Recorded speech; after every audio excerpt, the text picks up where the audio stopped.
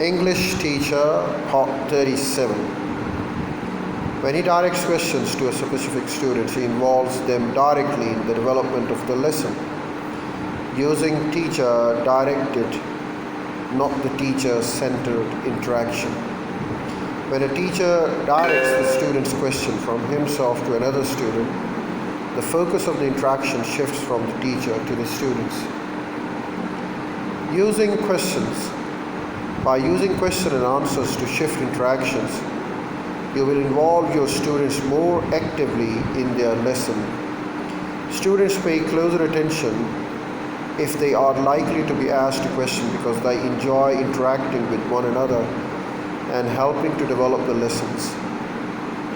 Peers sometimes perceive one another's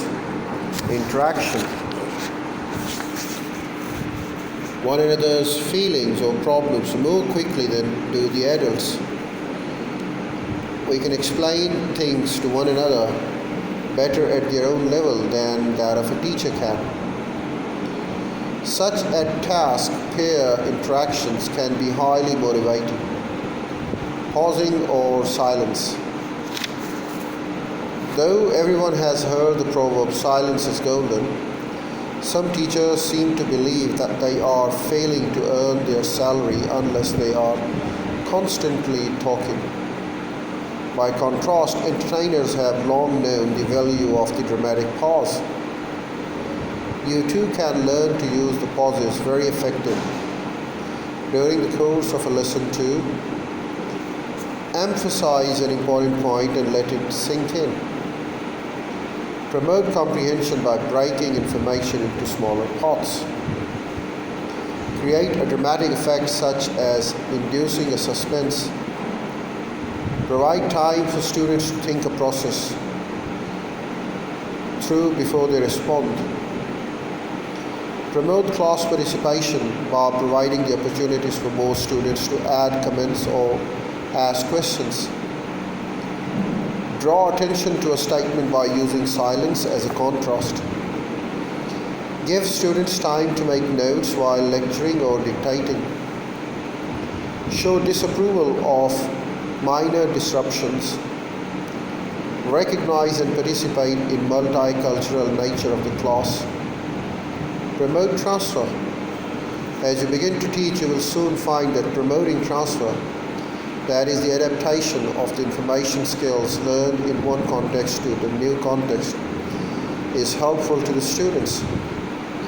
Telling students information is rarely enough to make it helpful to students and available for transfer. You can promote transfer by checking to make sure that the students understand what they are learning. By identifying the general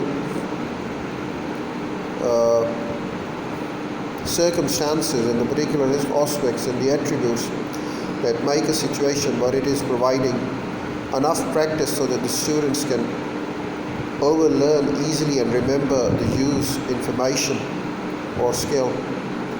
By pointing out the similarities and differences between two or more items or context. By having students practice transfer. So we can certainly practice and project. Join a subject specialization group to brainstorm the example of each stimulus variation. Working with the same group, write and present a case study of your own illustrating stimulus variation. Ask the rest of your class to observe and to collect data using data collection form. Your instructor may ask specific questions relating to this procedure. Provide closure. Closure consists of the statements or actions you use to bring a lesson to a productive conclusion. Its purpose is to help the students to bring things together in their own minds, to make sense out of what has been going on in the class. Well, Shostak said in 1986, you should plan for closure, and that provides time for the students to review what they have learned, enjoy a feeling of accomplishment, grasp new insights of the connections or projects links between the material that they have just learned or what they will learn in the next lesson.